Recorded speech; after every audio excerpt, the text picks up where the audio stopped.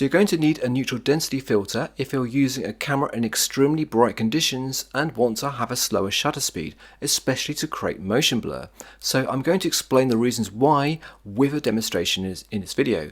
It's coming up.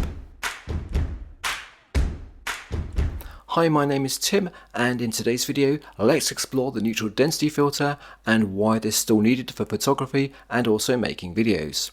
So I'm going to be demonstrating the reasons using a Pocket 2, but the principles and the reasons are the same for any camera regardless of the model or the brand. So here is a typical scenario where I am at the beach and it's a clear bright day and I want to use a low shutter speed to get some motion blur. Now I've chosen to use a frame rate of 25 frames per second and I'm looking for an ideal shutter speed of 1/50th a second using the 180-degree shutter rule to create some blur of the waves here. Now at the moment my ISO is 100, which is as low as I can go on the Pocket 2.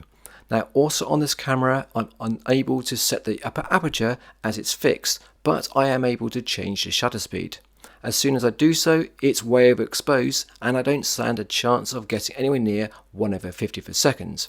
So this is where the neutral density filters come into play. So these ND filters are called neutral density filters, meaning that they only affect the amount of light coming into the camera, but do not change the color or anything else, so it's just the brightness. The ND filter is available in different strengths, known as stops.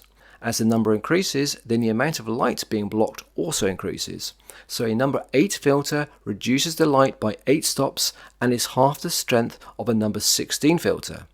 Now currently without the filter, the correct exposure, according to the Pocket 2, is around 1/5000th of a second, so there's a huge difference in stops between this exposure and where I want to get to, which is 1/50th a second.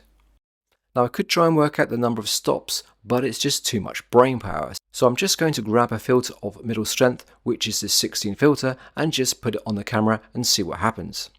Now on the Pocket 2, these filters are really tiny, but with other cameras like the GoPro, the filters have similar strengths available, but are a much bigger size. Now ND filters can go from a strength of 4 up to a huge 1000, which is pretty insane, but for really specialist work. Now most people can get by with a set like mine of maybe 8, 16, 32 and 64, which cover probably about 95% of situations. And now with the filter on, the exposure is too dark because the filter is blocking the light. So we can just reduce the shutter speed to our value. Now it looks like a strength of 16 is almost bang on, so we can get to the desired shutter speed. Now I can get some motion blur of the waves, which is what I want for a more cinematic effect.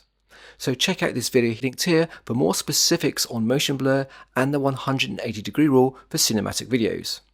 And there we are, folks. That's a very quick explanation of ND filters and why we need to use them to get desired shutter speeds in bright conditions.